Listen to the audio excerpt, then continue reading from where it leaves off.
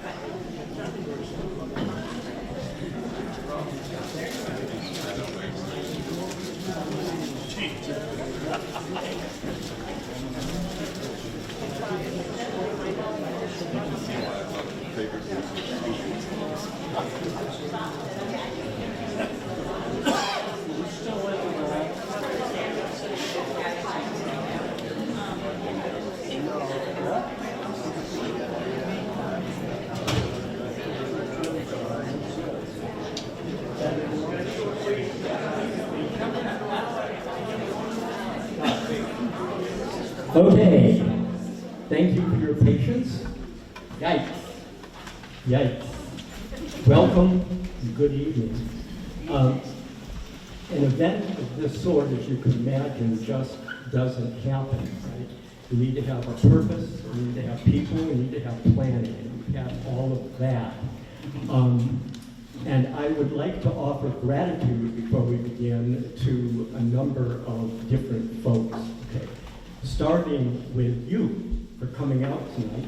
Didn't look like it was going to be a really good evening, and you come up on stage, and thank you for doing that. To our presenters, thank you for making the trek here to the Sacagawea Valley and being willing to put your ideas in front of our folks tonight.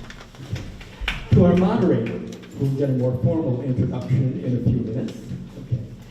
To TV2 from Sacagawea Valley High School, for making the trek over here. They do really great work. Okay. And to the town of Cornish, which has provided us this lovely space for this evening's event. Okay. And to the planning group of the Sacagawea Community Forum. These are the folks who found a purpose and did the planning to bring all of you together this evening. A word about the forum. My name is Peter Zach. I live in Porter, and I've been a member of the Sacagawea Community Forum for 22 years. That's how long it's existed. It started a little bit after 9/11, actually, when the Patriot Act was created. And in fact, our very first event was right here in Pikes Hall. And we didn't fill it quite as much, but it was a pretty good crowd listening to different perspectives on the Patriot Act at that time. Okay. If you are interested in learning more about the forum, there is a sign-up sheet in that. But we meet monthly, first Thursday. We've been meeting by Zoom since the pandemic at 6:30. And we have various events trying to bring some kind of illumination to particularly controversial issues. Okay. Now, check my notes, Pete. Oh, yes. Restrooms. If you go toward the doors that you entered and go left and go downstairs, you will eventually find them in the basement, and I think that we have signage that should get you there in one piece. Yeah, all right, so I think we're at the point where I can introduce our moderator. He's a retired local guy, and that's exactly how he wants to be introduced. This is Lee Goldsberry, our retired local guy. So Lee, take it away. Thank you, Pete. I appreciate that. And again, to all of you, thank you for being here. As we know, this old hall has seen its share of New England democracy, and we're happy to continue the tradition. And we appreciate your participation very much. We are here to examine upcoming referenda, particularly question 3 on the November ballot, which refers to the construction of the Pine Tree referendum power company. And we have a handout that shows you what the actual items on the referendum are. We may talk a little bit about question 1 because it's related, but that has to do with our panelists who are here, and we're very grateful for their participation. We have panelists representing 2 differing perspectives. Particularly, we'll focus on referendum 3. So, the kind group to my left will be speaking in favor of that referendum, voting yes. The group on my right will be opposed to that and say voting no. And our job here is to get the information to help us decide which perspective appeals most to each individual here. So this is an information session. We are not here to shout at one another. We are here to engage in civil conversation. Your questions are most welcome, and we will have time for that as we proceed. In a moment, I'll ask each of our presenters to introduce self, but for now, I would like to proceed and just say that there will be time on the questions, as you can see on your agenda, for questions. We have a microphone right up here. Who would like them to come to questions? There should be a line of no more than 3 people. So if you see half a dozen people lined up there, ask the final 3 to please sit down. But we want to do it in that way. If you have an important question and you're unable to go to that microphone, raise your hand and we will deliver a microphone to you. But for everybody else, go to the mic, ask your question. We ask for questions, not speeches. So in previous sessions I've attended, there have been people who wanted to make a speech, and you know, it's a free speech country. And I'm going closer so you can hear me. Thank you. But we will ask you to have a question. If you have a little bit of information you want to give prior to your question, of course that's acceptable, but I'd like to ask you to limit yourself to 2 minutes on the question. You can direct your question to a single panelist, a side of the panel, but each member of the panel will be allowed an opportunity to respond to each question. So we want to be fair about this. Okay, and what else? I will ask the panelists also to hold their responses to questions to 2 minutes. My main function after I get through with this lengthy spiel is to remain quiet and to help keep us on schedule. Oh, of course, we do expect civil conversation, so if anybody violates that norm, I will try to intervene. So please don't. In terms of time frame, if you're asking a question, or even the presenters who are asked at left time, as your time is running out, I'll raise my hand. And that'll give you a chance. No, take a couple seconds or a whole minute and finish up. When your time is out, I'll give you 10 seconds before I stand up. And at my age, standing up is an achievement. So please don't make me stand up. But if I do stand up, that means stop, please. And that's whether you're a presenter or at the question. And that's how we'll try to manage time. At the end, according to our schedule, we will be ending this with closing statements from the panelists at 8:15, and then be out of here by 8:30. But for those of you who wish to stay around, and the panel is included in this invitation, to discuss it any way you want in small groups, we can stay for a little while to do that before our cleanup crew has to chase us all out. So that's it. My job is first to let you know what's going on, and second, to keep my mouth shut and enforce the time limits. Any questions? Okay, good. Then we will ask the panelists, starting on our left, to introduce themselves, and thereafter, we'll give each panelist 5 minutes for an opening statement. We'll do it in this sequence. The pro side on question 3 will go first. The opposed side will go second. But when 2 people are speaking, we'll go 1, 2, 3, 4. Okay? Is that clear? Let's go. Can you introduce yourself first? We'll get all 4 introductions before we go to the opening statements. My name is Jonathan Fulford. Excuse me, just 5 minutes, please. Yeah, this is just a self-introduction. Now, your 5 minutes has not started. Okay. Give everybody Okay. So my name is Jonathan Fulford. I live in Waldo County. I lived in Monroe for 48 years, and but lately have been living in Belfast.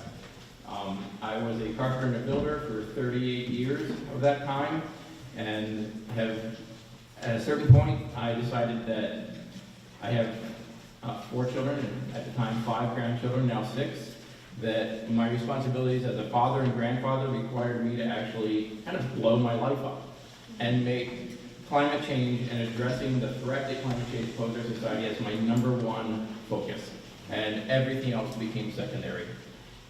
In the course of doing that, I have now spent a lot of time in Augusta as a citizen volunteer, basically trying to make sure that good legislation was passed and bad legislation was stopped. And I've worn a lot of different hats doing that, but always as a volunteer. I've learned a lot about how Augusta works, and a lot of how Augusta works is not how you see on the surface and what you learn when you learn your civics lesson. And that's deeply disturbing. I have watched as basically those folks and those organizations that have a great deal of wealth have a great deal of power, much more than the average citizen. And that the laws that come out and the decisions that are made often don't seem to make sense until you start seeing that, it's because we don't have that access. Oh, excuse me. All right. Say your speech first. All right. Thank you so much, Jonathan. My name is Al Cleveland. I am the campaign manager for the Pine Creek Power campaign. My background is in community organizing, working to strengthen our democracy, to increase communities' control over the things they need for their basic necessities, and to build thriving communities. I'm so happy to be here to represent a yes on question 3 side with you all tonight. Thank you. Good evening, everyone. It's terrific to see all of you today, so many of you today. It's amazing. So thank you to you all for taking time out of your day to be here. My name is Jim Cohen, and I am here with the Maine Affordable Energy Campaign. It's going to hold the mic.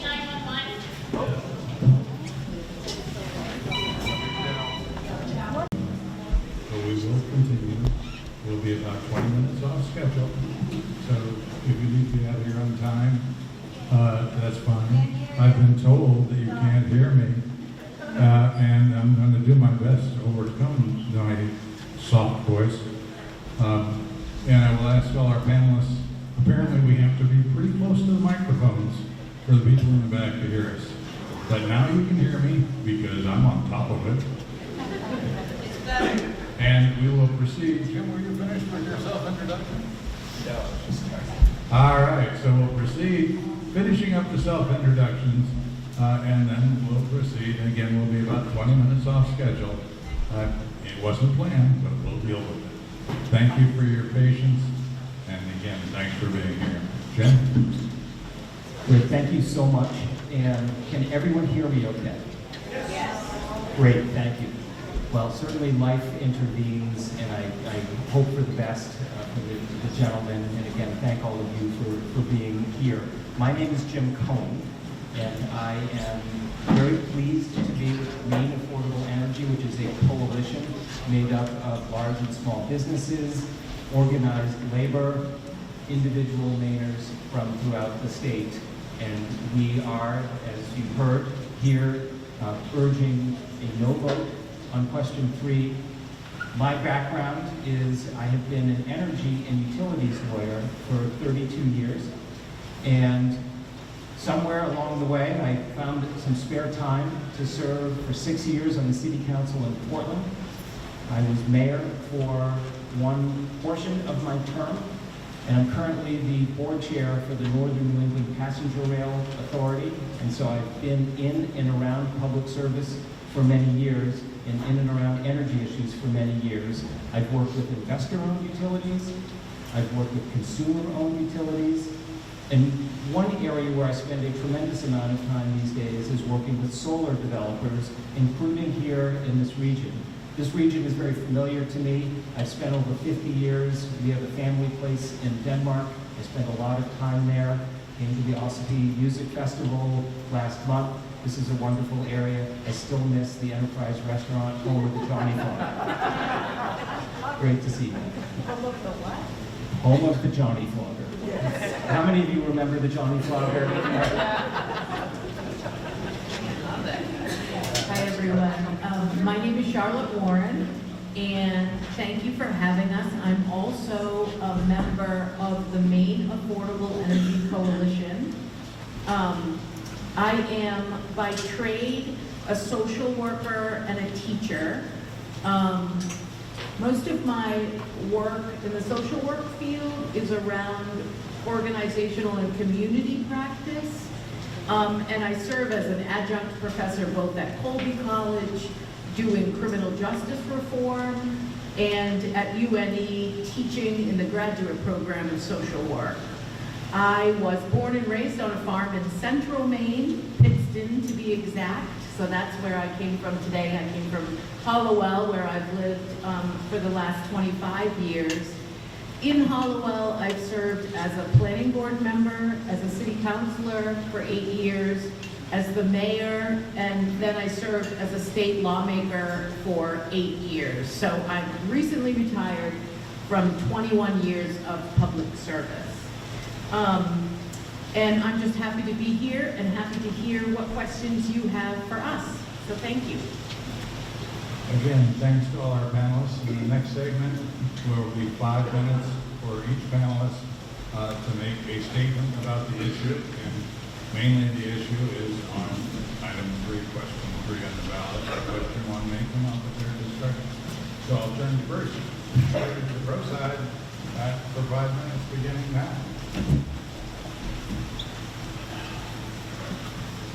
Fantastic. Thank you all so much for the folks who organized this event, for you all for being here. In Maine, over the last 2 decades, our investor-owned utilities have been swallowed by enormous energy conglomerates.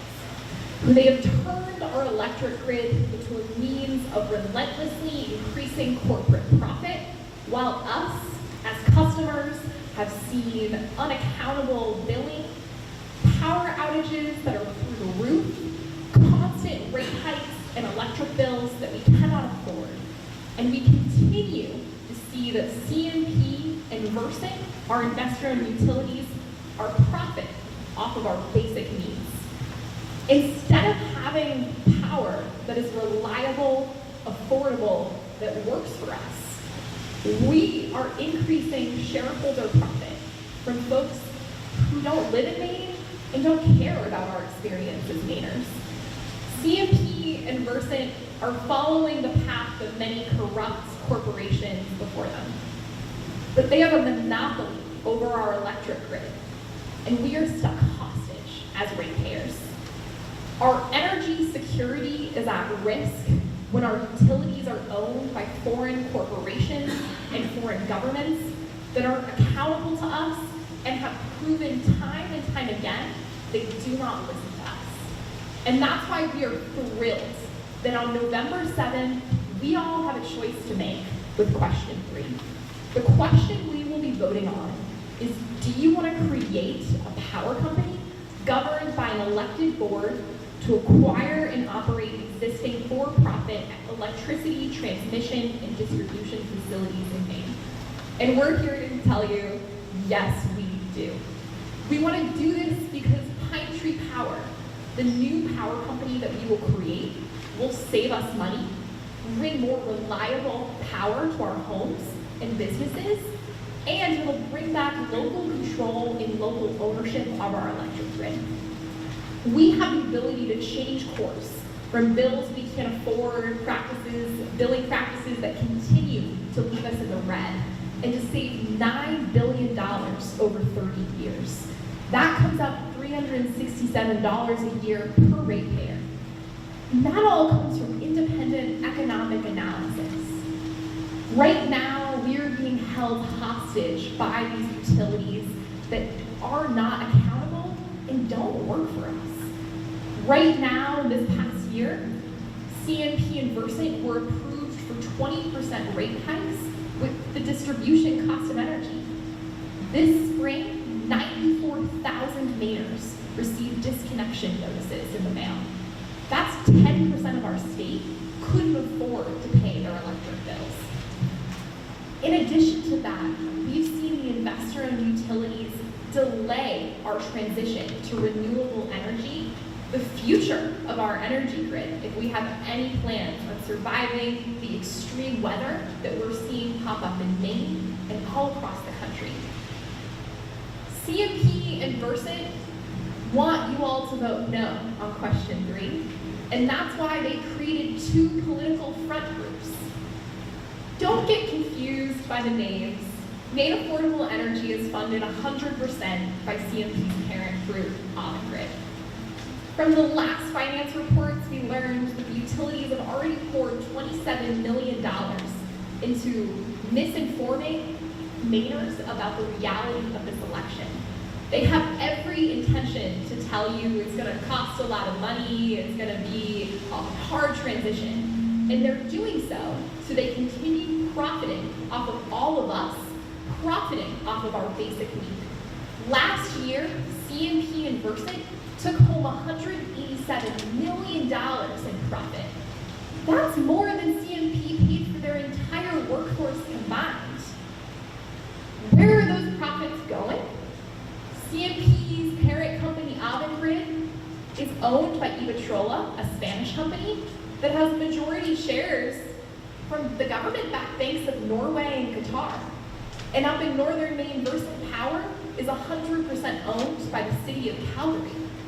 Right now, we have foreign governments that are making decisions about our energy security. And that's why we're here calling for a different vision, and that is Pine Tree Power, a power company that's owned by us, that works for us. Thank you very much. And thank you for the time. Next, the other side.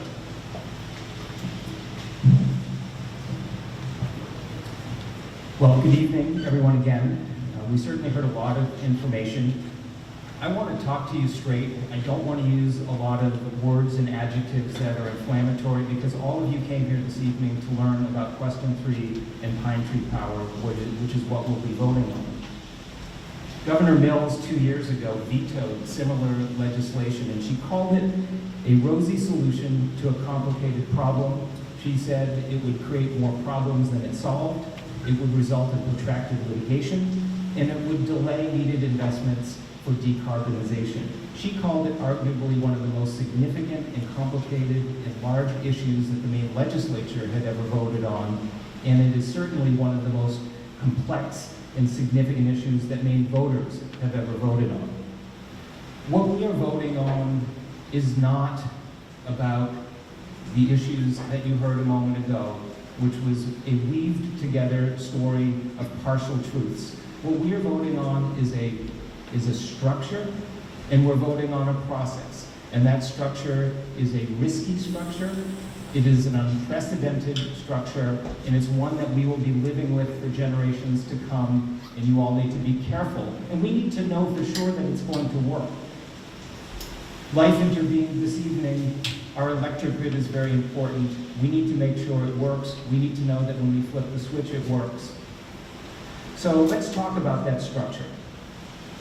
What Pine Tree Power sets up is a quasi-governmental authority controlled by a 13-member board, seven of whom are elected. We will not know who they are. Their qualifications are that they have to be 21 years of age and live in the district. They will serve 150,000 people each. Their terms are 6 years, which is 3 times as long as the state legislature. They will, in turn, hire 6 new members who collectively have to have certain skills and qualifications, but no individual must have skills and qualifications. We don't know who they will be, and they can change every 2 years. A third of the board can change. Here's the important point. Those 13 people will hire another for-profit company to operate the grid. So we spend all this time and effort to get rid of one set of for-profit companies, and we're going to hire another one that we don't know. Let's talk a little bit about how this will work. What is the timeline? Hopefully all of you have in front of you a timeline, and if you have it, please pull it out, because at the left side, we're in 2023. If voters vote yes, a year from now, we will be electing those board members. We're now in 2025. Then, that board must take over CMP and Versant. It is not optional. Inevitably, they will fight because there are billions of dollars involved. That will end up in court.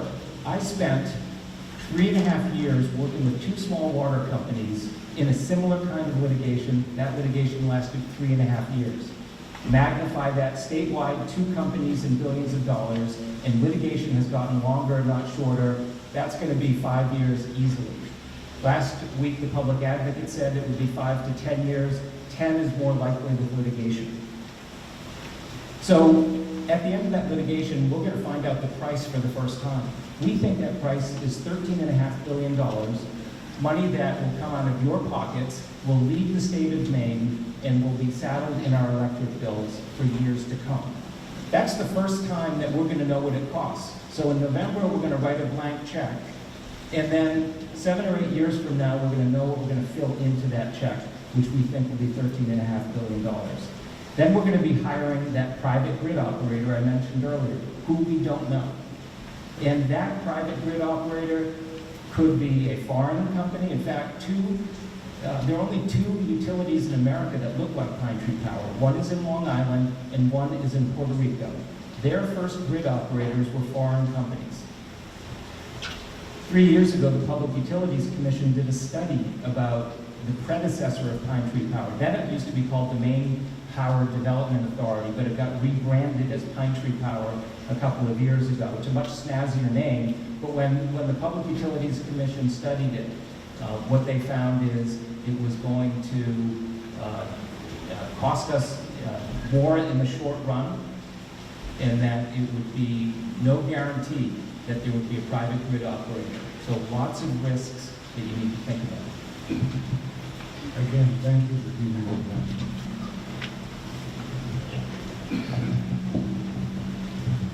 So, this is not a rebuttal time, correct?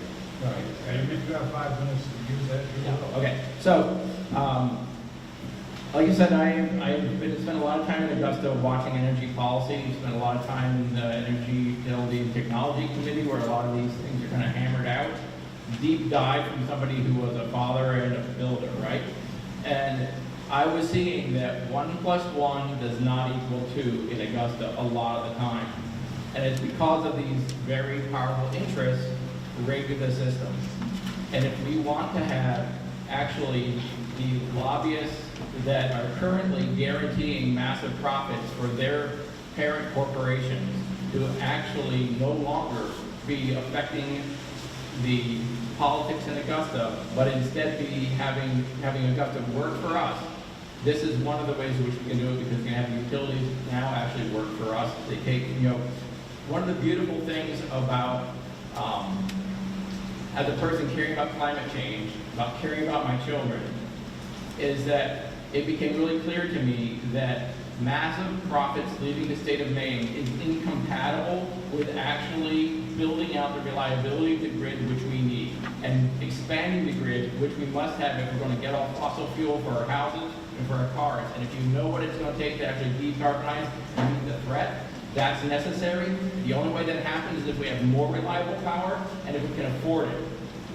And if we're shoveling out massive profits, we can't afford it, and if the priorities of the corporation is just that, they'll never have the reliability we need. We have the worst reliability in any significant, like medium and large size utility in the country 5 years running.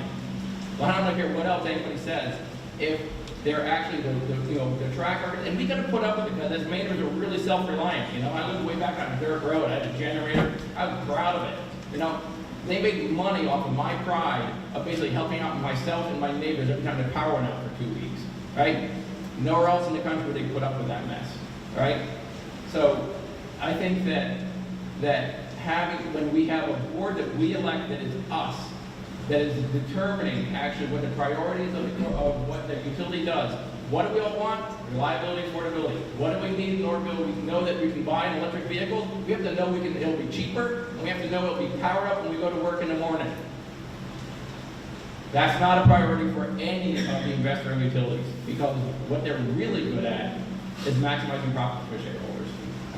It's time for a change, and it's time for a big change. This is a chance. How often do we get to have a chance to make such a significant chance in something that is like, what I think about it is like, this is a system which is broken, right? We have privatized profit and we have socialized risk. They never can lose money.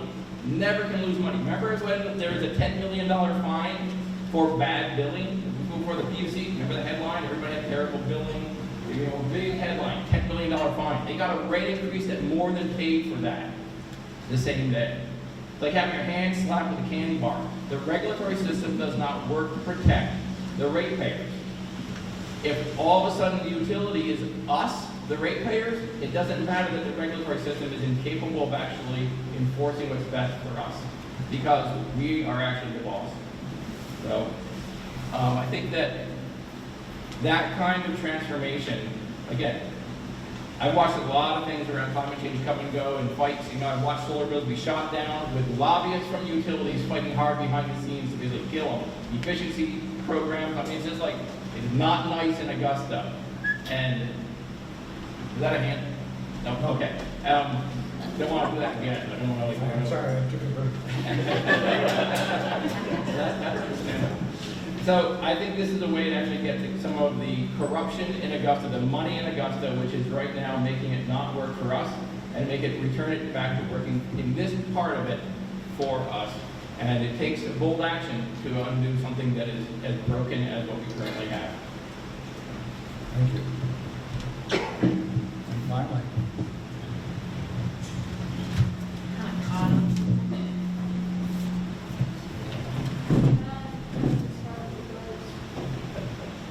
All right, Jim, we're about to get cozy. Moving in. So I just want to start. Al and Jonathan both talked about a lot of things, and so I want to talk about what is and isn't in the bill.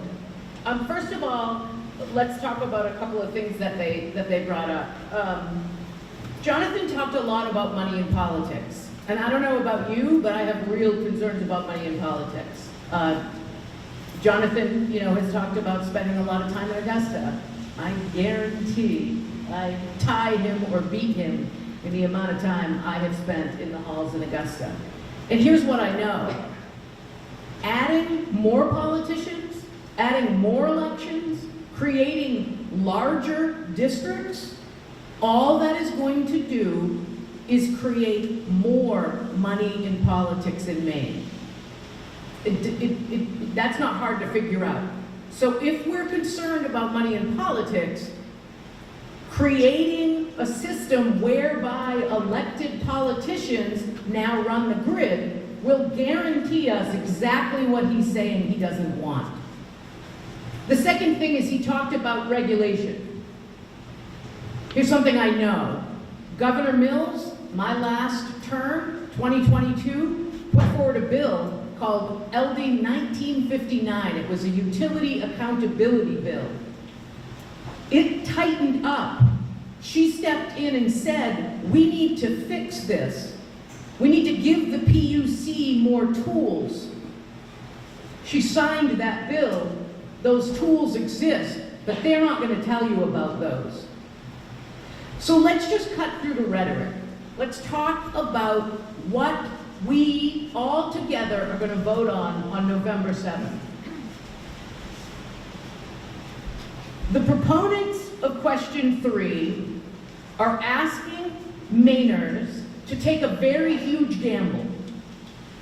It is something that has never been tried before, and that's important because we have to make a decision. Do we want to take a gamble with our electric grid in a way that it's never been done before in any state? That's a question we should focus on. They want us to take over by eminent domain 2 utilities that are not for sale, that do not want to be taken over, take those over and then cram them together into one utility, have elected politicians run that board, and then come at a cost of $13.5 billion, because that's the thing. The Constitution says that if we're going to take your business, we have to pay you a fair market value. We can't just take it. We have to pay you what it's worth. They say $9 billion, we say $13.5 billion. Regardless, we're talking about billions of dollars that all of us are going to be on the hook for. Finally, those politicians, the ones that we just talked about, they will hire a for-profit operator. So for all of that you're going to hear, and you are going to hear a lot about how bad these are, they put it in the bill. They are actually going to, at the end of the day, through all that process I just told you, they're then going to hire a for-profit operator to run the grid. Let me tell you what's not in the bill. I don't have any idea how much time I have. Thank you. In the language, you're going to see me hold this up a lot, because these, and you should all read this. You should all go to the Secretary of State's website and you should read this. You're going to vote on this. This is what is behind that question. And let me tell you what's not in this. There is no requirement in this for lower rates. We can sit up here and we can talk about it for 5 hours. It doesn't matter if it's not in here. And I know that because I've spent a lot of time in Augusta. I understand how legislation works, and I understand that you can have the biggest hopes and dreams, but if you don't put it in the bill, it doesn't matter. The other thing is that there's no requirement in here for better service, there's no requirement for renewables, and it is at a huge risk. This experiment, you're going to hear me say this a lot, this matters. If we do this experiment, we are taking the risk of workers in Maine being out of a job, vulnerable residents being without power if we were to have an ice storm, and young people saddled in debt. That doesn't make sense to me, so we'll have to use mine. Thank you. You're welcome. Thank you. Okay, that's the end of the opening statement. There is now a time where we ask the panel to tell us what are the key questions from their perspective the voters should consider as they're going to vote. You may have inferred some of the questions from what you've already heard. Will we ask each side to have 5 minutes total? They can do that with one speaker or two to tell us what questions they think we should be considering. And that's the next 10 minutes of our presentation. Again, we'll start with this side.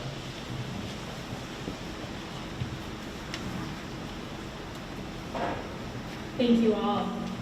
Some of the questions that I'm being posed with, reflecting on right now, is are we ready to vote out central Maine power from taking advantage of our communities?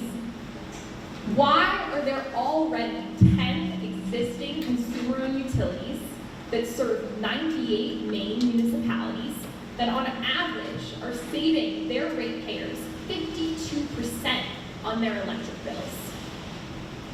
When the rest of us, as CMP customers, why are we letting Spain and Calgary take money from us?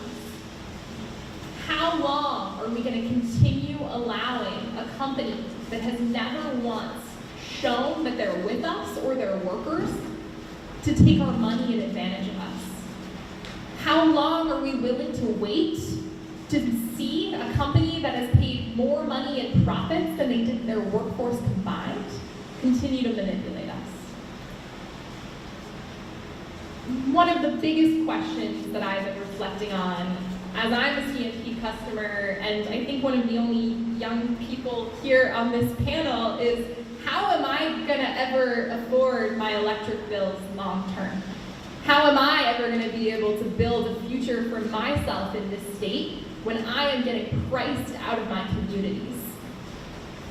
Do we want to save money on both our power as ratepayers and our businesses as ratepayers, or do we want to continue having the worst customer service out of any utility in the country?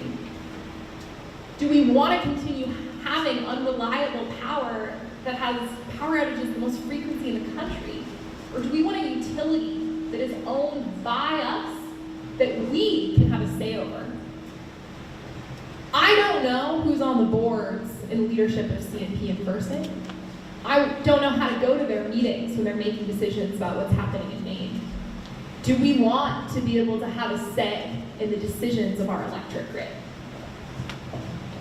I think one of the questions that comes to mind also for me, similar to that, is like, I want to be able to go down to where, to the company that is responsible for my grid, and I want to be able to talk to the people that run it. I want to be able to let them know if they're not doing a good job, and I want to be able to actually get in their face, right? And that can't happen. And I want them to be coming, I want the owners, I want the people running it to be actually be invested in this community because they live in this community. And I think that's a question I think we need to be asking. Is that what we want? Or do we want to have it so that the owners don't live even in this, anywhere near here? Maybe never have even been here. So. Thank you. Do we want to continue paying the investor-owned utilities a 9 to 12% guaranteed rate of return on their investments? We guarantee the profits of CMP and Versant regardless of their performance. Or do we want a power company that can access low-interest financing through municipal revenue bonds, where we can fund grid improvements at a fraction of the cost that the investor-owned utilities are spending? Do we want a power company that will save us $367 a year because we can fund grid investments at that fraction of the cost? Right now, we have a management and ownership structure that doesn't work for us. Do we want a power company that is owned by us, where we have the opportunities to elect the representatives who will be serving, rather than have to deal with the foreign governments that are currently making decisions about our basic needs? Do we want a messy democracy, right? You know, that quote from Churchill, democracy is the worst government, except for all the other ones? Or do we want to have no say? No say in this critical infrastructure where we have all of our life dependent on all our businesses are dependent on it? I think that's a good question. Thank you. 5 minutes, folks. Thank you. So the first question I would ask is, if there are such problems with a for-profit power company, why did they write the bill to put a for-profit power company in? That would be my first question. The second question would be, why isn't there a mechanism in the bill for saving us rates? Why isn't that in there? I would ask that question. I'd want to know, who are the politicians who are going to serve on the board, right? If I was going to, I would think about your elected officials that serve you. Do you want them running your electric grid? Maybe you do, maybe you don't, but that's a question that I would ask. I know some that maybe I wouldn't, but you might have different feelings about that than I do. What happens to the workers once this is all settled? What happens to all those Mainers that right now have jobs? What's going to happen to them? How do you merge two companies with two completely different systems that are absolutely, definitely covered by proprietary software, et cetera, et cetera? How do you take those two things and merge them together in that short of a time and expect there to be no disruption in service? I would want to know that. I want to know how much are we going to pay for it. I want to know that. I want to know, is it actually going to help us with climate change?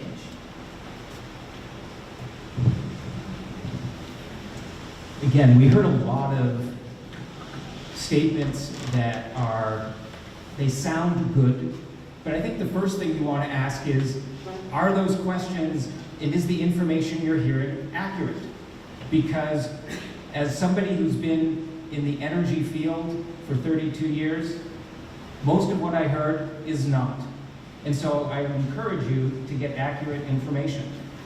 One question is, why does this bill pick a model that is only used in two places in America? One being Long Island, where they are investigating their current grid operator, where they found that there was systematic going back and forth between the private and public sector, favoritism based upon political connections, and they can't even find a new grid operator to replace the failed one that they have. And why is the other one Puerto Rico Electric Power Authority, where they measure outages not in days or hours, they're measured in months. And oh, by the way, Puerto Rico is bankrupt. Why are they not telling you that in Maine, there was a consumer-owned utility, there still is one called Eastern Maine Electric Cooperative, where the rates are just about the same as CMP, and the reliability is even worse. Why aren't they telling you about that?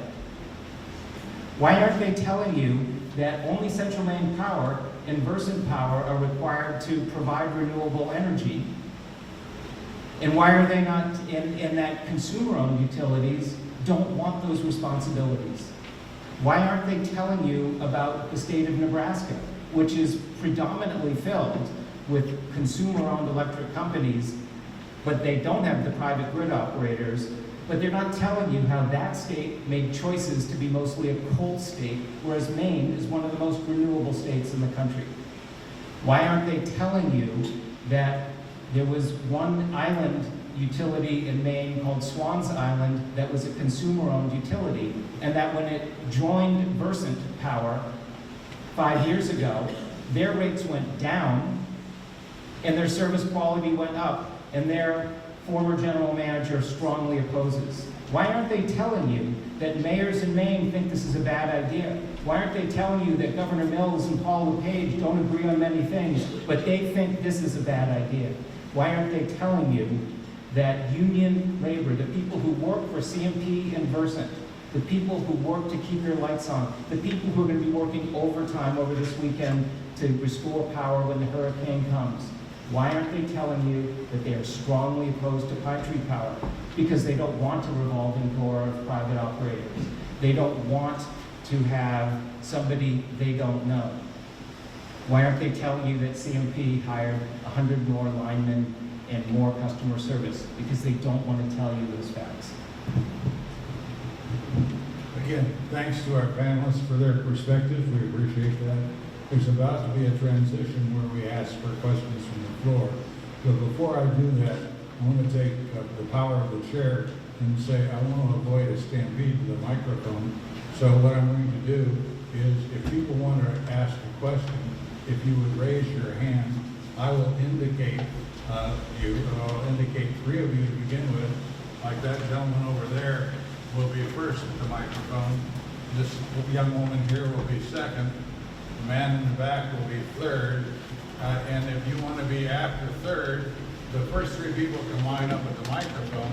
And if you want to go after that, I'll do it one at a time. So somewhere in here, there's number 4. When this gentleman is finished with his question and response, I'll ask for a hand from this side of the room. I'll go from side to side. So the 4th next person in line is there. There will be 3 people in line. As soon as he's done, ma'am, you can go to be the 3rd person in that line, and I'll take a volunteer from this side to be the next person. That way there'll be no stampede at the microphone, and I've already talked my quota. Are we good? Questions only, please, no speeches. There will be a 2-minute time limit on this, and I will be the enforcer as always. I have to start my stopwatch. Go. The question will simply be, am I wrong? In your opening statement, specifically you, sorry, the question will be, am I wrong? In your opening statement, you revealed an agenda I do not agree with. The agenda is a push towards a favored renewable energy in an effort to combat climate change, presumably man-made.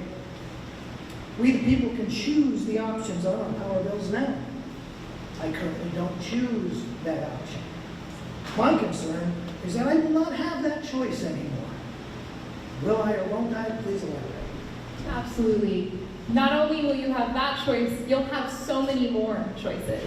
Because what I want is for me and you, and for all of the voters across Maine, to make decisions together about what we want our power company to look like.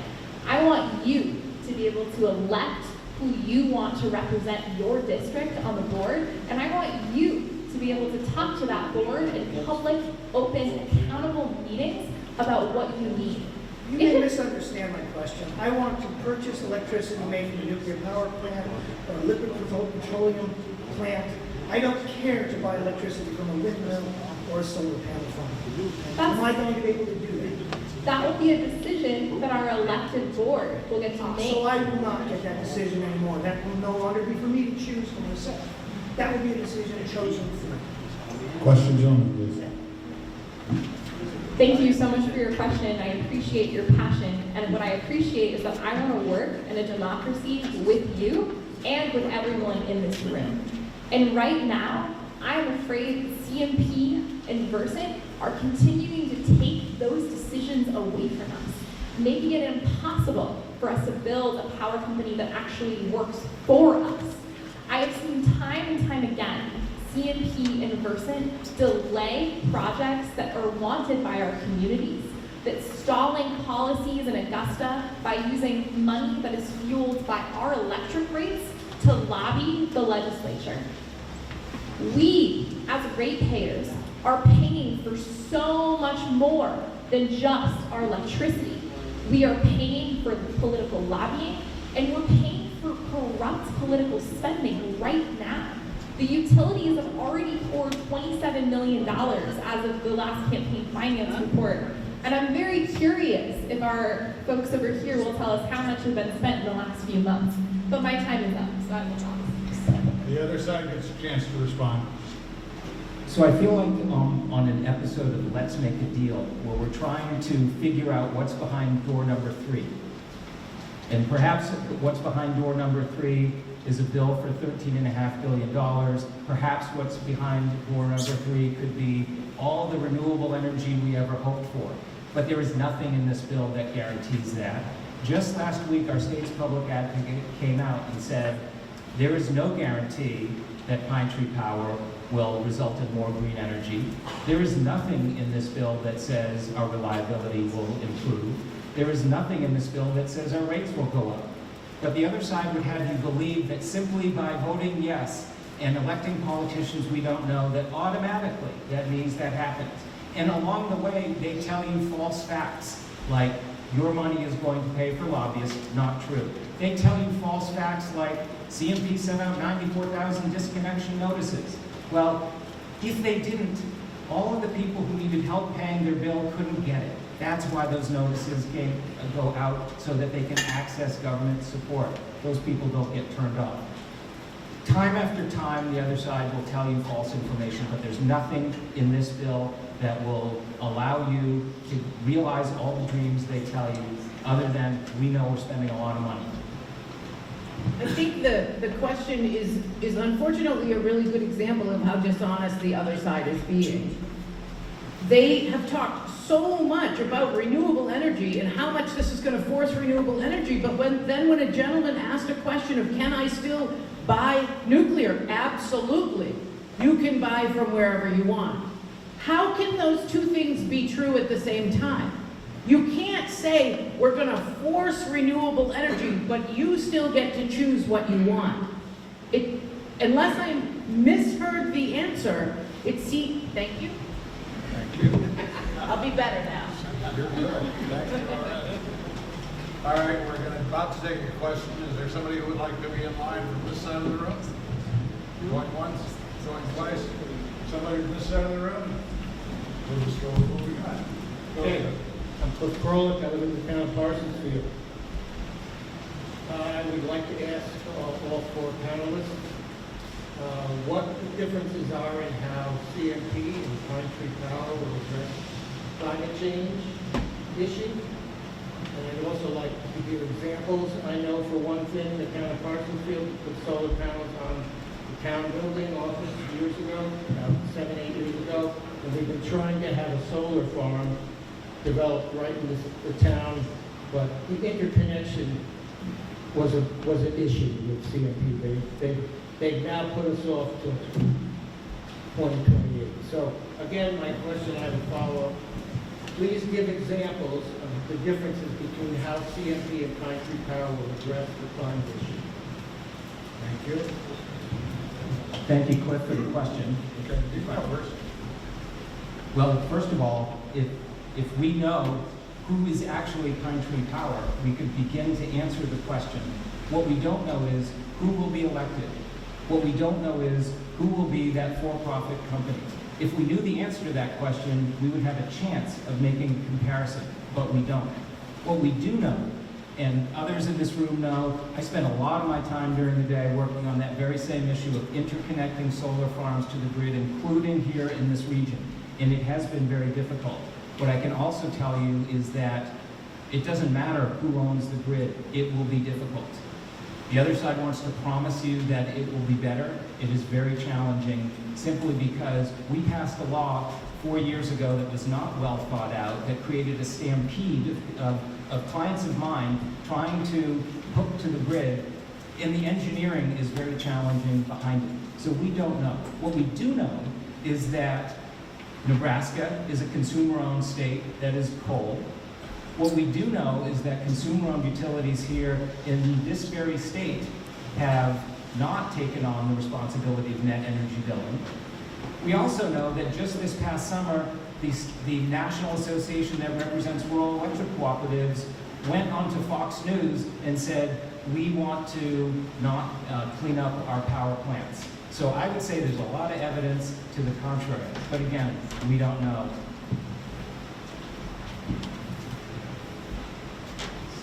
For me, it's a pretty easy answer. I don't think any of us can know.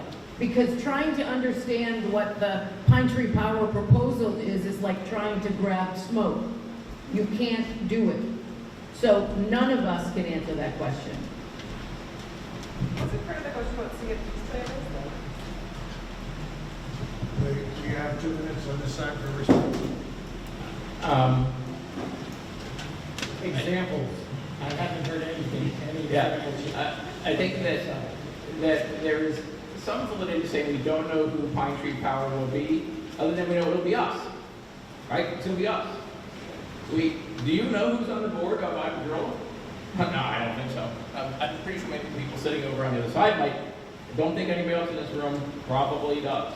But we will know everybody who's on the board because they're our neighbors. And so as far as like how will we respond to renewable energy? Well, again, is this a priority for our society? Yeah. Is it a priority for investor-owned utilities? No. So the board will reflect the interest of the people because that's who we're going to elect. So we have direct representation to make sure our interest of making sure we don't continue to have an 800% increase in interconnection fees, which I think, the state of the grid is not good, and that is why it is costing so much to upgrade the grid to actually do the interconnection. We will be investing in the grid to make it reliable. The first 6 communities in the U.S. to get to 100% renewable energy were all consumer-owned utilities. The only utility in the country that's going to reach their 100% of all of their climate goals by 2028 is the Sacramento Municipal Utility District, a consumer-owned utility the size of what we're going to be building basically here in Maine. A great example of what to look for. Versa and CMP have some of the worst solar interconnection rates in the country, and they have lobbied against every single renewable energy bill in Augusta. Last year, CMP spent over $700,000 lobbying against this. What I know right now is the status quo is not working. We need a change with a company that has a mandate to invest in renewable energy, and that's Pine Tree Power. Thank you. Quick follow-up question, which you actually answered. And the question was, I understand that Versa and CMP has paid lobbyists against addressing the climate issue. And you just answered it. Thank you. Thank you. Is there anyone who would like to ask a question from this side? Yes, ma'am, you can go to the line. We have room for one more from this side. Who will be on deck? One more from the back over there. You're now on deck. You can go up as soon as this question is over. Thank you. Please go ahead. I'm Pat Brunel from Denmark, and the state of Maine wanted us to do solar panels, do all kinds of things to have renewable energy. Okay? I paid to have a new transformer, over $700 to CMP, just for the labor to put a new transformer across the street from my house to have my power. That's out of my money to do that. I paid for my solar panels. I paid, starting off, I think it was around $10 a month to have my power stored. Well, guess what? After 13 months, if you have any that you haven't used, from the 13th month, they take it. Well, if CMP isn't selling power, why the hell are they taking my power? And what are they doing with it? Because you know what? I paid to have it stored. They didn't give me a rebate for the storage. They haven't paid for the power that they took. And they still don't pay for the power they take. So what are you guys doing with the power? And why? I was told that I could give that power to whoever I wanted to.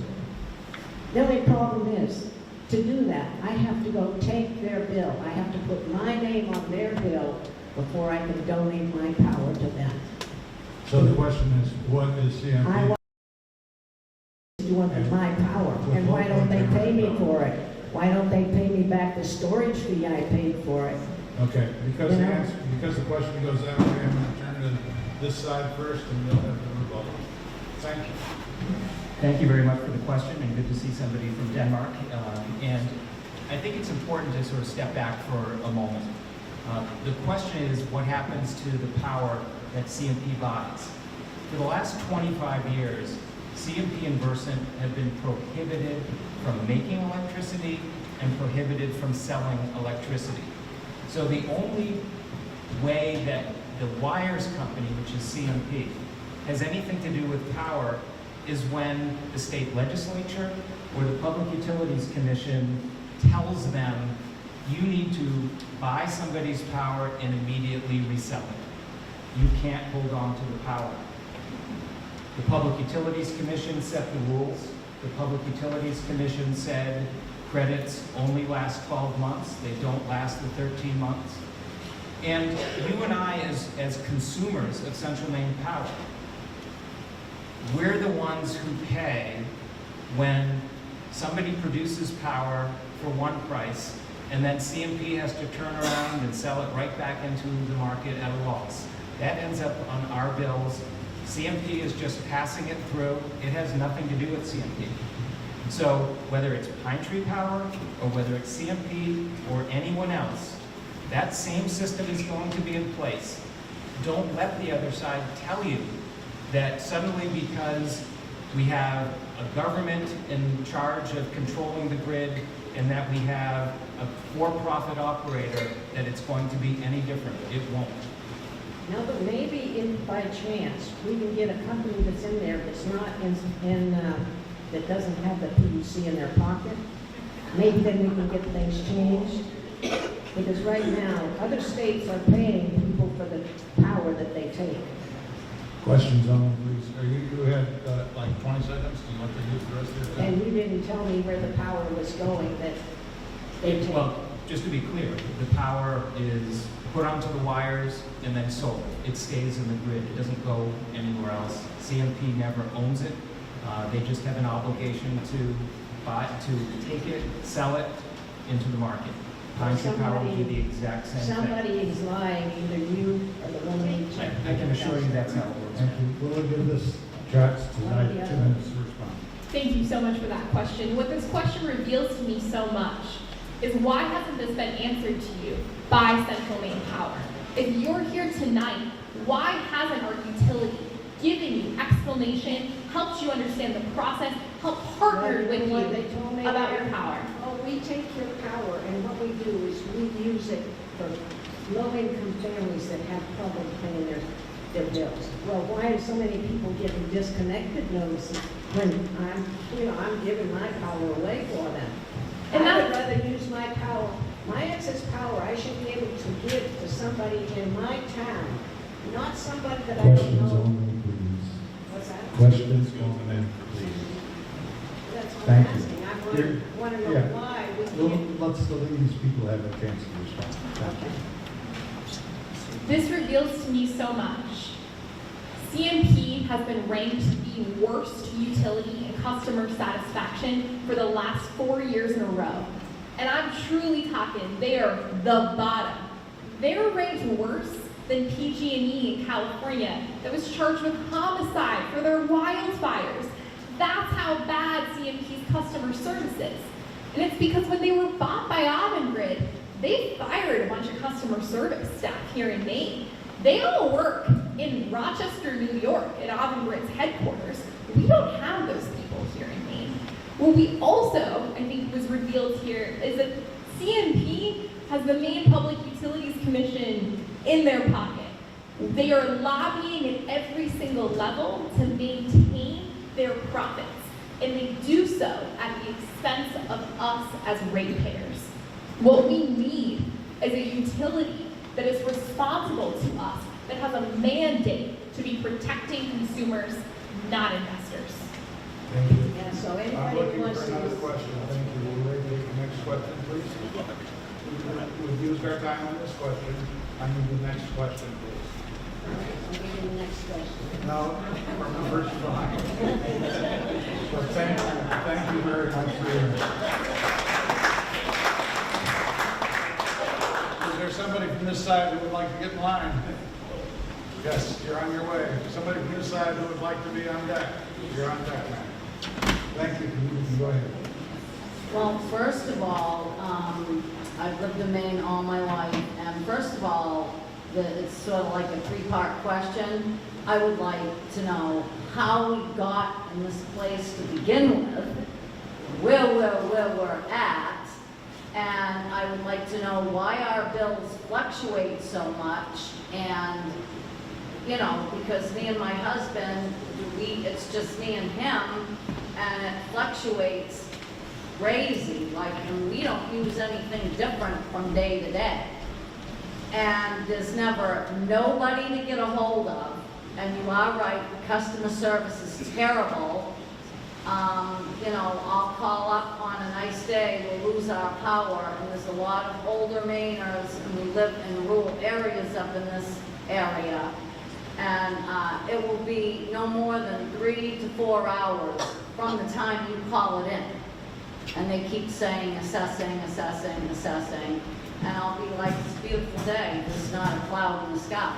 What's going on? A squirrel ran over the line. Okay. But I would like to know why we got here to begin with. And I want to know with each side, if there's going to be a contingency plan. My biggest worry is a power outage if there's a bad storm, I mean, we've gone 3-4 days a week before at a time, and that's a lot of money in gas for a generator, because I have a heart condition, my husband has health issues. We have to have our generator, we have to have our power. So the contingency plan, it's sort of like a 3-part question, is what each side, what are they going to do to get power back on? Thank you for your questions. We'll go to our power man for first response. I'll start with the first part of your question. How did we get here? CMP used to be a local company, and then they were bought by a multinational corporation that stopped prioritizing you and your reliability and your affordability. And they started prioritizing the investors that make money off of the fact that you need them for your health. Consumer-owned utilities nationally have better reliability and less outages than investor-owned utilities everywhere. And we see that here in Maine as well. We know that the investor-owned utilities are never going to actually put money into the grid improvements we need because they profit the most off of really big, large-scale projects. Not things like tree trimming, which could have helped the 22,000 York County ratepayers who lost power just this weekend. The other thing I also want to mention is that when you talk about like the disaster happening and the loss of power, if this Hurricane Lee wreaks havoc in Maine, you know, the line workers would be counting on them. They would not lose their job. We're only talking about the very top brass. You know, we are completely supportive of all the line workers and all the people that make sure this company runs effectively on the ground. But another thing to know is that a consumer-owned utility qualifies for disaster aid, and investor-owned utilities do not because they're making a profit off us. And so if we do get hammered, and it's going to cost us a lot of money as a society, we actually get support from basically the socialization costs across the country.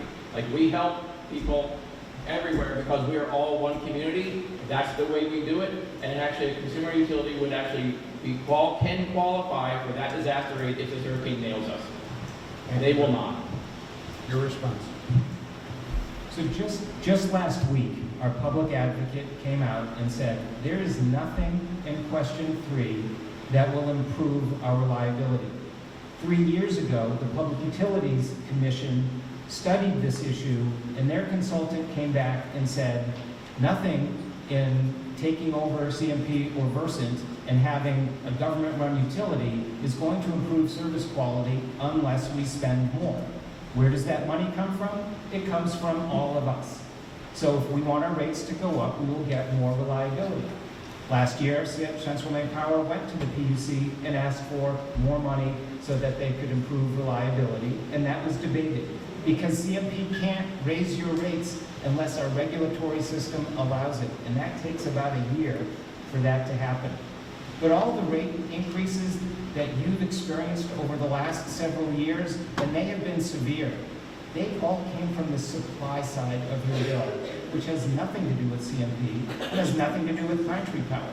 So to sit up here and promise that things are going to improve is simply wishful thinking.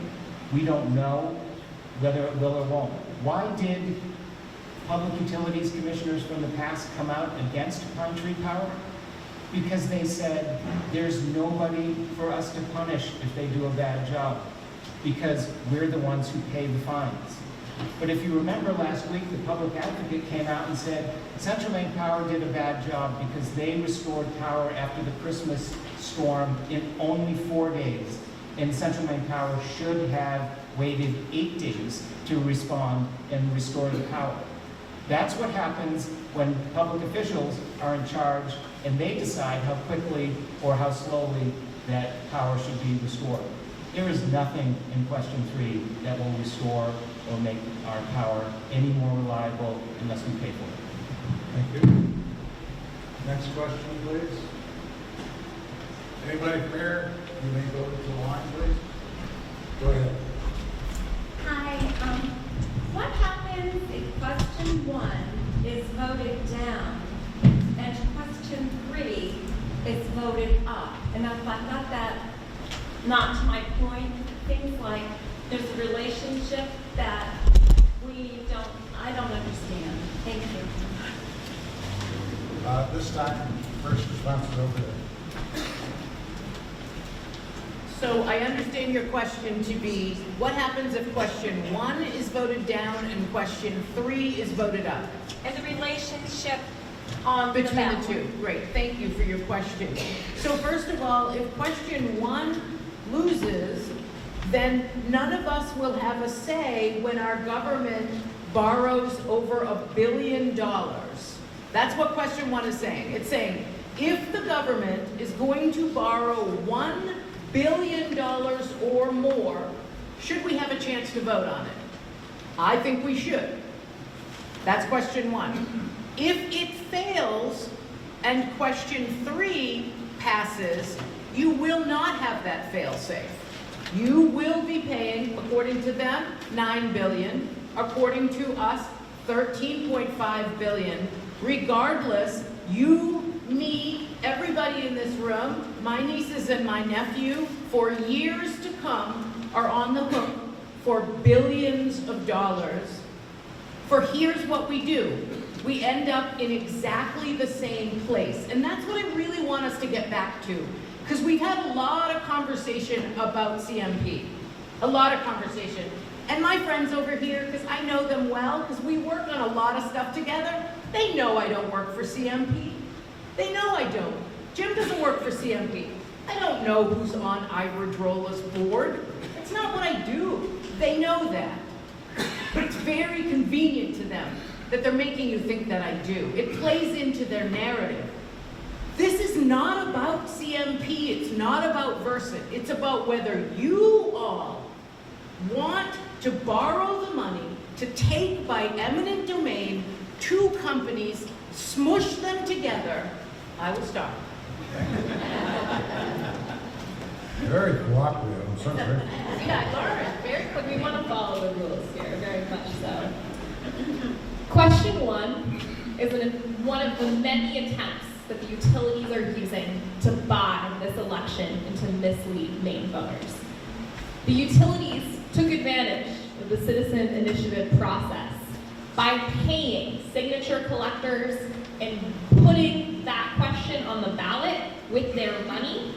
That comes from our money, by the way, to mislead us about the potential savings, not the potential, the guaranteed savings of Pine Tree Power when we switch from investor-owned utility to consumer-owned utility. We are concerned about question 1 because we know what it is. It's an attempt to buy an election. We believe that our Pine Tree Power won't be impacted by this utility debt question. But even if it is, we're confident that we'll win in November when people vote yes on question 3, and we could win over and over again because people are ready to vote CMP and Versant out. I need to push back on the opposition, who I care about very deeply over here. You should all take a look at the campaign finance reports for Maine Affordable Energy. They're publicly available. You should look. They have one donor. It's Avangrid. These wonderful people over here who have served our state are being paid for by the utilities to tell you all of this. These are folks who have incredible careers in public service. They're politicians.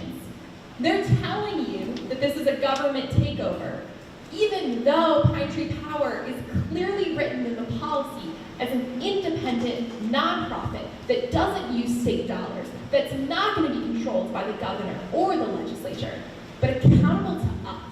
This is a big difference in the status quo and a reason for you all to support question 3. So I apologize, I'm going to slightly break the rule because when somebody says that anything we say that we're saying because we were paid for is shameful. You all came here for an education on question 3. We have a lot of integrity. We've had careers in public service. When we say something, we say it because we think it's the right answer. And it's a shame that somebody is going to prey on that because they are getting paid as well. That doesn't mean what's being said. Time's up. You get equal time to respond to him if you want. I have nothing but respect for Mr. Cohen and Ms. Warren over here. They're, truly smart people. But I think that money talks. And you were right. I am getting paid to run a campaign. My role is being funded by grassroots donations of $27, $30, $5, all across the state. The Pine Tree Power campaign has over 1,400 donors. The utilities donor is their parent company. You can't mess with the campaign finance reports, so I don't need to prove all of that to you. You all, as voters, can go check that out yourself. Equal time is up. We're going on to the next question. Anybody over here want to raise a question? Get in line. Yeah, somebody on deck. Go ahead with your question, please. When I was leaving my house today, there was an ad sponsored by CMP against Pine Tree Power. And what I thought I heard this man say, and please help me understand, he said that big oil and fossil fuels are supporting Pine Tree Power. So I am confused, and I wonder, did I hear that incorrectly? So again, the question is, big oil supporting Pine Tree Power, is we're going to go to the side. Absolutely not. I saw that same ad and I just about blew my top because remember that Avangrid owns natural gas pipelines. I mean, it's like it was implying that the politicians that we would elect, or maybe the politicians that had worked on crafting this, were taking big money from natural gas and oil. And I don't know where every politician in the state of Maine may take non-clean election money. I don't. But I do know that it was pretty crazy for me to hear that an ad that was being paid for by a company which does give money to politicians, who does have natural gas and oil interests, was actually accusing that the problem is someone might take natural gas and oil money. Like, that would be from maybe you. So I thought it was an outrageous move, but I'm not the one that write those ads, so I can't really say what they were really trying to say. But I thought it's crazy.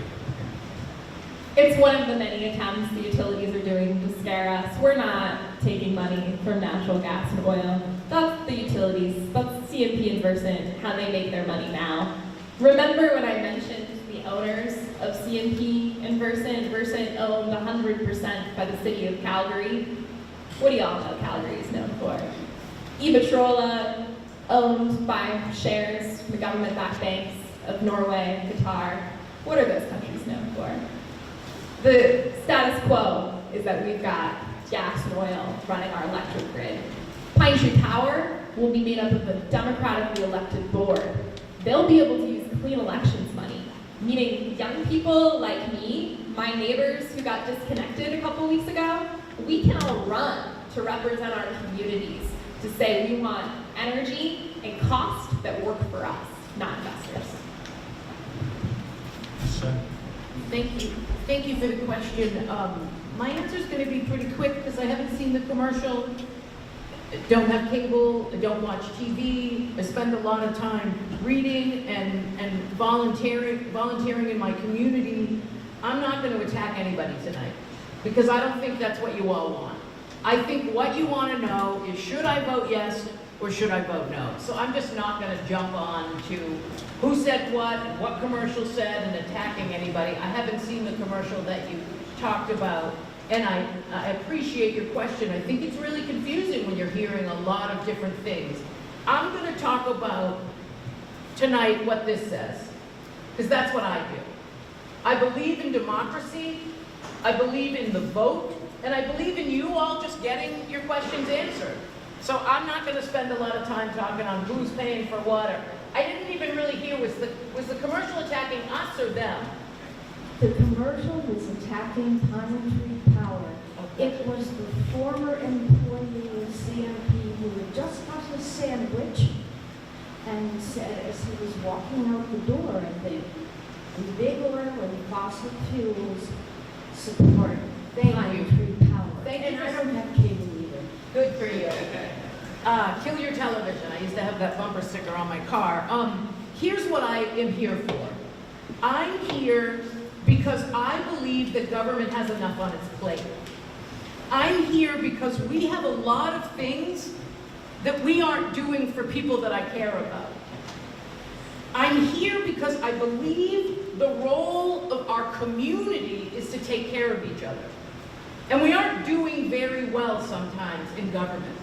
I know that's something that Al and I agree on because we work on the same side a lot on that issue. But that's not what this is being phrased as. And so I think I want to bring us back to, do we want to take over these companies by eminent domain at a debt of $13.5 billion and then hire a for-profit company to run it? That's the question we're all going to vote on. Thank you. All right, you have the first shot. You come back later. Next questioner. Everybody want to be in line? Going once, going twice. Yeah, you're next. Go ahead, please. Hi. I think like most people who are fed up with CMP and just want to see a change, even though it is maybe risky. But my question is more for you guys. What is the plan for the board or representatives, and more importantly, what are the, because I would like to see what are the qualifications for the representatives? Because I think this guy mentioned that they have to be at least 21 or something. But I would imagine that there is some kind of qualifications, not any. Like, I wouldn't want to be on the board. I don't know anything about That's why I'm here. Those are great questions. Thank you. The Pine Tree Power Company will be made up of 13 board members, 7 of whom are elected by us, independent, nonpartisan election. These are folks who are Maine citizens. These are folks that are over 21. They will represent various state senate districts. Once we win in November, the following year, in 2024, is when that election will happen. Then those 7 elected representatives will appoint 6 members who have to have a variety of experience with energy politics, utility management, worker justice, climate justice. The mandate of the Pine Tree Power Company, the plan for the Pine Tree Power Company, says that we have to have a power company that delivers reliable, affordable power to Mainers. I really recommend folks read it, the full policy. It is on our website, pinetreepower.org. It is absolutely worth it because we're hearing a lot. The utilities are pouring this information. What is Pine Tree Power's plan? It's the question you all will be voting for. It's a policy that was researched and studied. The Maine legislature passed it in 2021. The Maine Public Utilities Commission spent $500,000 to have a study done about the constitutionality and legality of this transition. It was proven to be constitutional and legal, and that it would save Maine people money because we wouldn't be paying profits and the high rate of equity that we spend on utilities. We would be accessing low-interest municipal revenue bond financing. All of that is laid out in the policy, and you're gonna hear a lot about, oh, it's not there, it's not there. You all have access to read that, and I really, really encourage you to do that. That elected board will be responsible for creating a strategic business plan and then starting the process of acquiring the utilities and transitioning to our consumer ownership. Thank you. Scott? So I think I just heard that there is a plan, we're voting on it, but then once we vote on it, then they'll do the planning. The question was, will this board be qualified? And I think Al did answer the question at the very outset when they said the plan will require that the elected officials be 21 years of age and live in the district. That's all you're going to find in the written words that we'll be voting on, nothing else. It is an election, like any election you've ever voted in. And sometimes better people are elected, and sometimes worse people are elected. Sometimes progressive people are elected, and sometimes conservative people are elected. We don't know who they will be, and we don't know if they will be qualified. The 6 people that they will appoint, we can hope that maybe they will be qualified.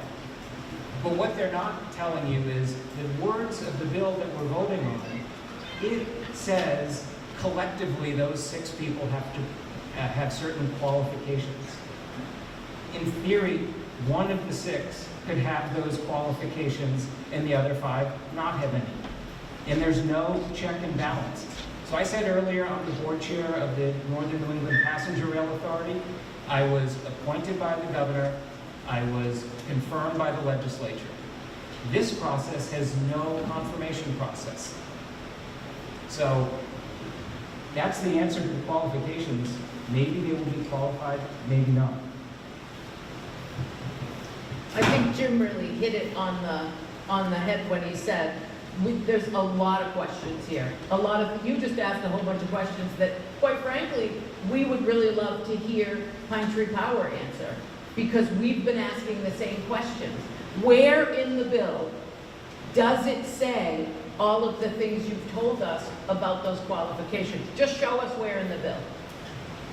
Thank you. I haven't read the bill myself yet, but it makes me feel better to know that there's six representatives that have a variety of, or have to have a variety of knowledge or experience, rather than having one CEO or 2 CEOs that don't care about, or just care about profits. Thank you for the important question. People who are in line will ask questions, but there will be no more after that, because we're out of time for the second. 2 more. Hello, I'm also from the big town of Denmark, and I got a question for CMP. I think we're all kind of getting tired of CMP. We feel like pickup trucks. Every month we all open the bills and we gasp. We didn't so much get a kiss or any lube from CMP. So, wonderful song lyrics from the 80s. What have you done for me lately? But on this woman, you had mentioned when you take her solar energy, you take it and you sell it. Why is CMP taking but not giving some of that cost back to those that have solar? To me, that's kind of a theft. So why hasn't CMP made any changes to make us want to stay with you as opposed to trying to go flip sides and try anything else? But on the flip side, if you guys want us so bad to jump ship, why isn't any of this in writing? Why don't you have specific things written down, as CMP says, to assure us as potential consumers? Because honestly, talk is cheap. We hear it every election from everybody we vote for, and then we wind up, once again, with no lube. So, are you going to lube us, or do we have to trust to continue getting it dry? First responses on the side. I'm getting sore, actually. I don't work for CMP. We don't work for CMP. That's my answer.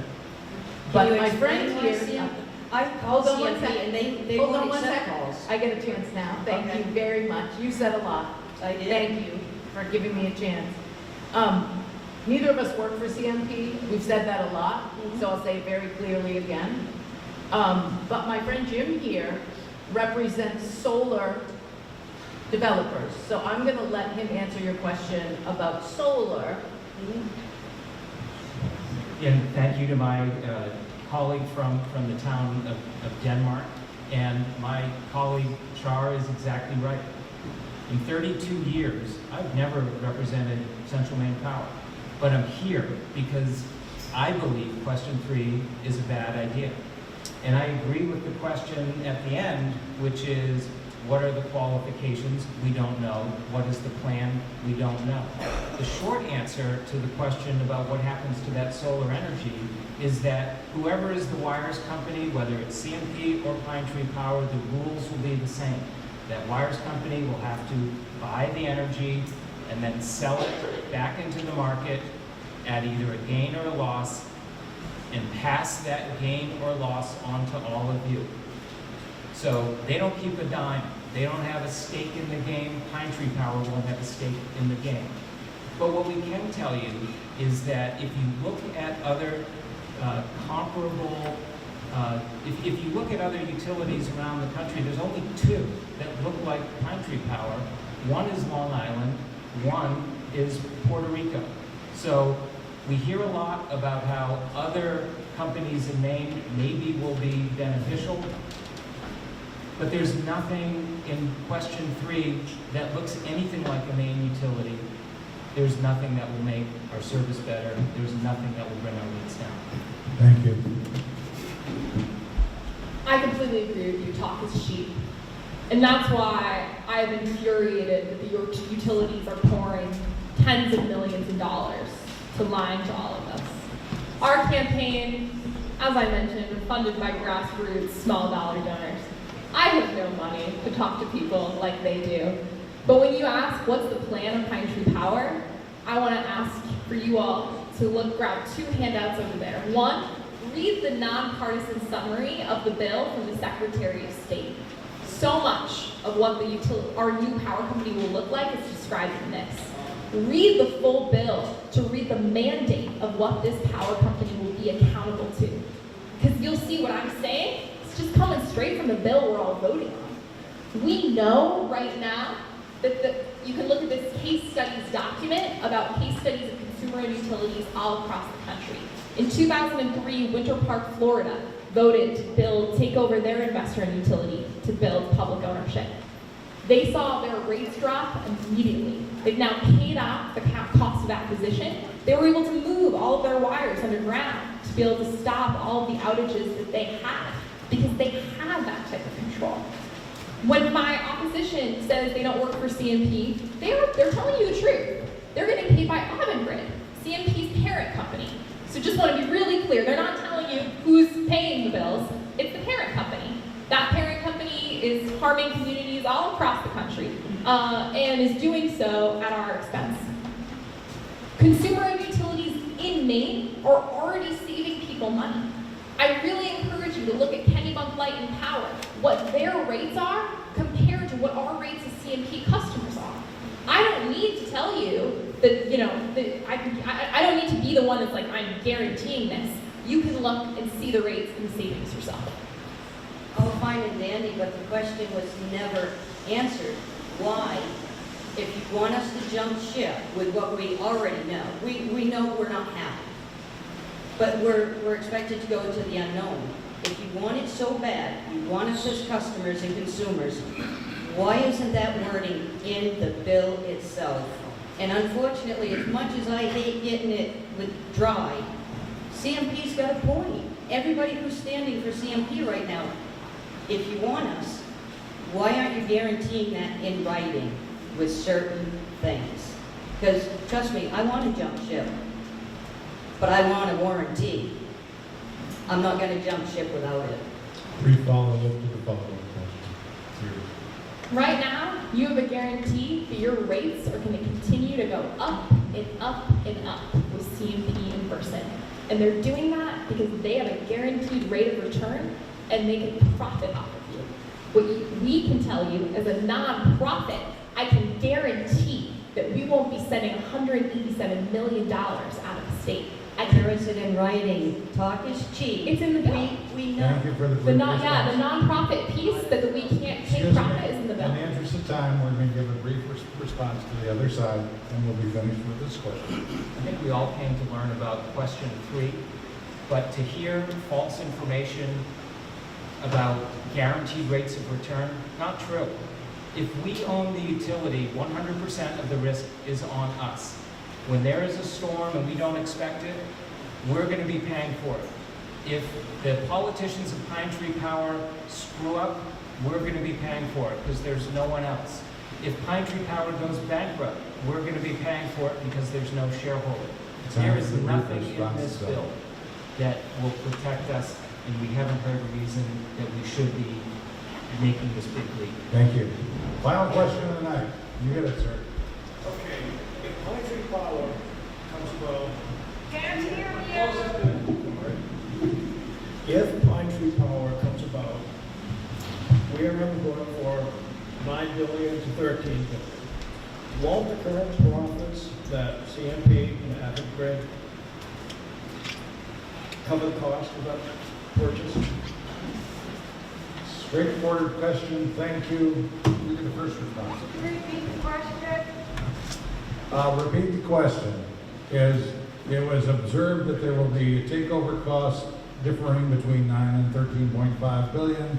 Won't the profits that are being accumulated by or CMP or whoever is now delivering the power supply, won't those profits help cover that loss? That was the question. Did I get it right, sir?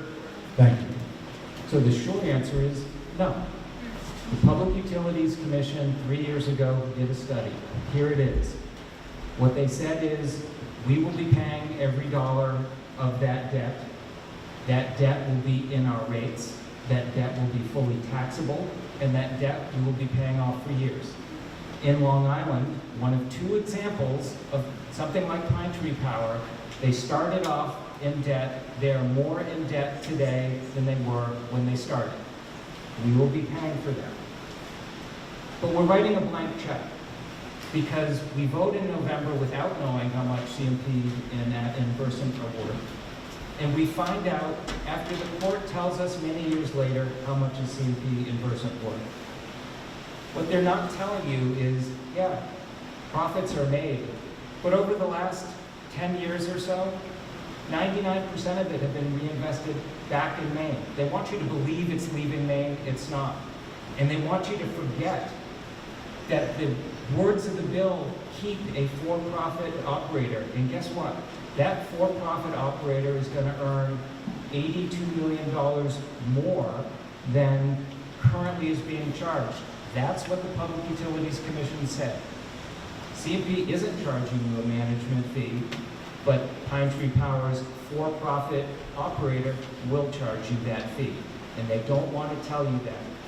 Ultimately, what the study said is you'll pay less if the purchase price is less than we think, and you'll pay more if it's higher than we think. And they said, we're not absolutely sure. But when we looked at their math, they said that the takeover would occur in 2024. It won't. It will occur in 2030, and that's why it's so much higher, and that's why our rates will go up and touch everything that we buy, including our taxes. So that study that was being referred to that cost us taxpayers $500,000 to run doesn't exactly say that. It also says that almost every scenario possible, we actually save money over 30 years. Some scenarios could have a bump in the first 5 years, but they left out $4 billion in their calculation that was pointed out by Dr. Richard Silkman, a former, basically worked for Jock McKernan's administration and is an economist. So that study actually shows it does save ratepayers money over time, and also as long as the price isn't too expensive immediately, but always over time. The other thing is that this is the difference between, like, we're paying a very high rent right now. We don't own the grid. You know, we're paying about a 10 to 13% guaranteed profit margin. I don't say it's guaranteed, but it is. It's in the Constitution, and it's constitutional law. You can't fight it at federal level. They get their money, right? So the difference is that we have revenue-backed bonds. No taxpayer dollars is involved in this. Revenue-backed bonds at 2 to 3%. It's like low mortgage payment on a house you bought. Like, yeah, it sounds like a really big money. Could you go out and buy your house with your a week's income? Of course not. It's a staggering amount of money. But does it make sense to spend it for 30 years to buy your house? Yeah, sure does. Does it make sense to pay over 30 years a low interest cost of revenue-backed bonds? So in the end, we own, and right away we own our own grid, and then forevermore, we are actually still accessing low-cost capital to do the repairs, to do the expansion, to make sure we have a grid that serves us. That's the difference. Big money going to foreign corporations at really guaranteed high rates, or whether we can own it, we decide, and we can access low-cost capital. May I just do a quick rebuttal on that? 15 seconds. 15 seconds. I just want to tell you, if you go to the Office of the Public Advocate, I did it this morning, and the link is called An Overview of the Public Power Initiative. Don't take it from us. Go there, read what the Public Advocate said. Very important. They didn't say that. You have 15 seconds. In that public advocate report on page 6, there's language that affirms what Jonathan just said, that we would see an additional $4 billion in transmission savings. That report also says that Pine Tree Power is going to have the ability to save people money. Read the report. We were surprised to see it because even Bill Harwood, the public advocate, made a career working for the investor-owned utilities, leading the sale of Emera to Versant Power. We've got investor-owned utility folks that take up all levels of those spaces, and they're still saying we'll save money. Time. Thank you for all your patience, audience. The only thing left are closing statements. We have handouts in the back if you want them. Each panel is allowed a 5-minute total. They can do it with one presenter or two, but 5 minutes starts here on this side. Thank you. I just want to say, if anybody wants to see page 6, I have it up here. So I just want to go back to, again, you are going to vote on a question that asks, do you want to take by eminent domain 2 privately owned companies, put them together into one company at a cost of billions of dollars that I heard a lot of how that money is not going to affect any of us. What I do know is that when I did take a mortgage, it did affect me, and it still affects me. So it does matter. It just doesn't make any sense. And we're all practical people. That's what I love about Mainers. You can't fool us that easily.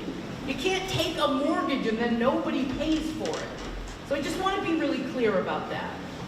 Do you want to do that then is going to hire a for-profit company, again, where there is no requirement in the bill, please look at it yourself, for lower rates? There's no requirement in the bill for better service, and there's no requirement in the bill for more renewables. It doesn't say it. We can have all the hopes and dreams that we want. If the law doesn't say it, it just won't happen. And I definitely know that that's true. Here's the risk we're going to take on. With this experiment, and that's really important for you guys to know, because nobody has ever tried this before. We are part of this grand experiment. And if it fails, lots of Mainers are out of work.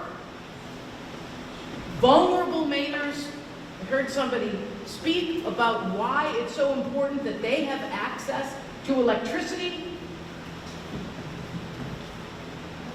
That matters. People die when they don't have access to electricity. And young people that we all care about will be saddled in billions of dollars of debt. Thank you. When I was in law school many decades ago, there was an expression. If you don't have the facts, argue the law. If you don't have the law, argue the facts. And if you don't have either, pound the table. We've heard a lot of table pounding. But don't take our word for it. Take the word of our state's public advocate. Take the word of former Public Utilities Commission officials. Take the word of organized labor. Take the word of large and small business organizations throughout the state of Maine. Even take the word of consumer-owned sewer and water districts who oppose Pine Tree Power. These are consumer-owned districts. They have elected boards and they're local. And they don't think it's a good idea because they don't trust the politicians in Augusta to get the job right. If you like your roads and you like your bridges and you think they're just fine, and you think that changing our power system to be government run is obviously the answer, then maybe we do take a risk on Pine Tree Power that's never been done before in this way. No state has ever tried to take over its largest utilities. No state and no jurisdiction has ever tried to merge two. It's like riding a bicycle, two bicycles, changing their parts together and still staying upright. It's not going to work. How many of you remember when Fairpoint took over for Verizon? Well, that's what's going to happen in 7 or 8 years. Whoever that private grid operator is needs new billing systems, new operating systems, new customer service, new metering, maybe even new people. And we're going to hope that the lights stay on when that change happens. And oh, by the way, that 7 or 8 years we spend fighting about it in the courts, we're not paying attention to climate change. We're not worried about the things we need to be worried about, which is, do the lights stay on? We're fighting about it in court, and believe me, every single dollar of that fight will end up on your bill, because that's what question 3 says. And the Public Utilities Commission study was very clear. Your rates will go up for the first bit of time, we think 10 years, and then they also said it will go up in the first 10 years after, and maybe even longer, and we believe it will. We don't know for sure, which is why, unless they can prove it, and it's their burden, we need to vote no. Thank you. Your last statement? Thank you all so much for being here. Thank you for the incredible questions. Unlike the utilities, I don't have millions of dollars to advertise to you. So please check out the pinetreepower.org website. Every Tuesday from now till Election Day, we have educational Zoom calls where we answer people's questions about the policy more in depth. And there's so many resources on that website. We are not going to be able to send you 1,000 mailers or do a bunch of ads, so that's the way we'll be able to talk to you. And if you are moved and will be voting yes on question 3, I encourage you to join us from now till Election Day. We're not going to win without a strong coalition of people all across the state that are already moving and acting to talk to voters, just like you. I keep hearing there's no plan for Pine Tree Power, and I just want to emphasize that Pine Tree Power has a mandate written in the bill to provide reliable, affordable energy to our communities. That is the responsibility of the power company. What is the plan for CMP right now? They have one objective, and it's to continue making as much money for their investors as possible. Right now, the utilities they didn't answer my question about how much money they poured in the last few months into this election. I'm really curious. They are pouring millions of dollars to mislead voters and to continue increasing their bottom line. They're doing so by hiring and buying votes all across the state. Pine Tree Power will deliver $9 billion in savings over 30 years. You all can read the independent economic analysis yourself. You'll see that we will see savings starting in day 1 because we are not paying $187 million in profits. We will bring back local control of our utilities, so we don't have foreign governments making decisions about when our power goes back on. We don't know who's on the board of our utilities, and we also don't know what kind of decisions they're making. All of that is held captive and private.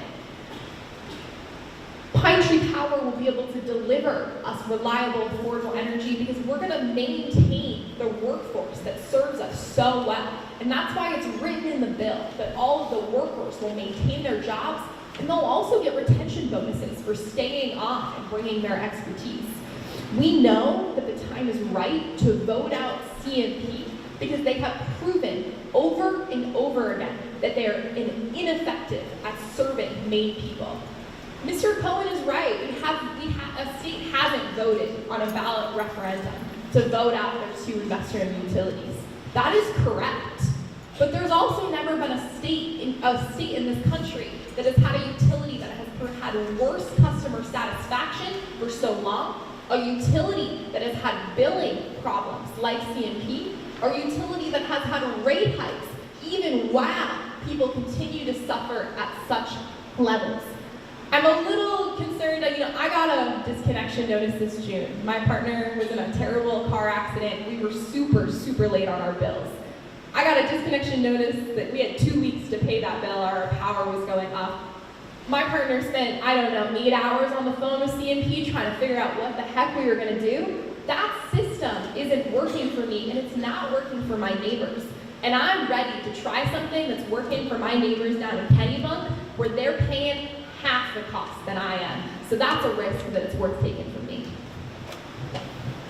I think I'd also like to circle back to why I got involved in this and have been volunteering, is because I have grandchildren who depend on having a viable future going forward, and we know that the system that as it currently is being run isn't just a risk, it is a failure.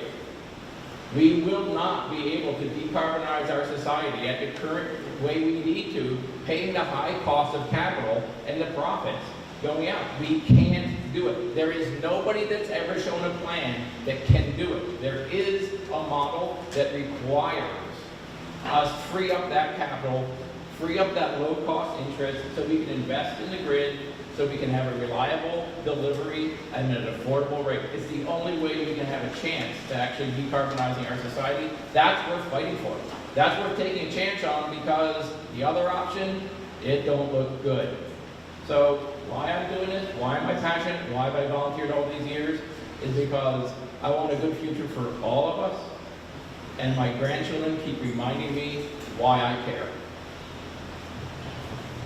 Thank you. Thank you to our panelists. Thank you to our audience who have been patient and stayed around. We appreciate you all. We hope that you have learned something tonight of value, and we thank you for your participation. Good night. Thank you.